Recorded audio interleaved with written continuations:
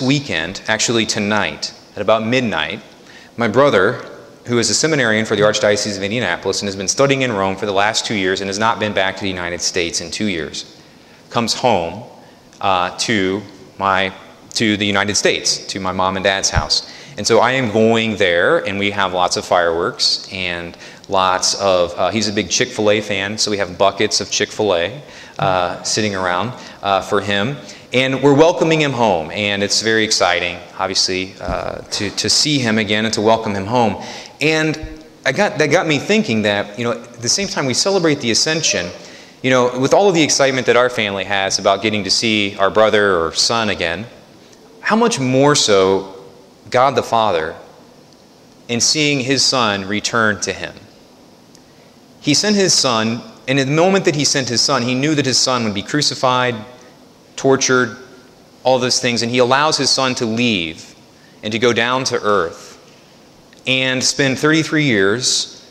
And so while Jesus talks in the gospel a lot about the Father and I are one, and we love each other with a perfect love, and so on and so forth, there is a separation that takes place because Jesus comes and walks and takes on human flesh.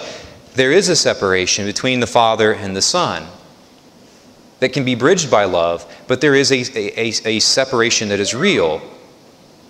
And so the Ascension is, in a sense, the return of the Son to the Father. And think about the joy and the love that would be felt there. You take the joy that we feel as people when we get to see someone we haven't seen in a while, how much more so that perfect love of the Father and the Son getting to be with one another again. And the reason I want to lead us then finally to this final point of that's not just something that the Father and the Son feel that we don't have access to. God the Father is waiting our return with the same joy and the same love that He welcomes His Son back in today's gospel, in the event that we recognize today. He looks on us the same way that He looks on His Son. And so He waits and is excited and looking forward to our return to Him as well, in the same way that He looks at His own Son's return. And that is amazing. And that's awesome, that we have access to that the Father would look at us in the same way that He looks at His Son.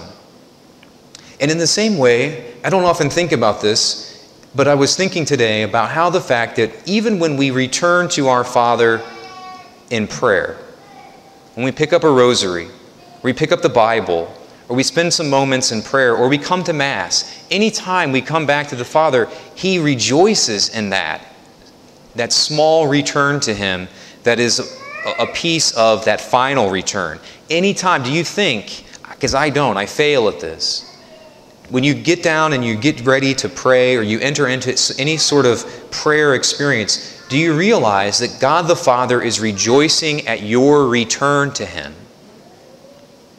That's a great thing. That has helped me a lot in prayer, and it's something that I need to be more aware of. So may we recognize that the Father looks at us in the same way as His Son, that He rejoices at our return, both our final return and also those small returns that we make to Him throughout each day of our lives. May we run back into the Father's arm, both now and at the end of time.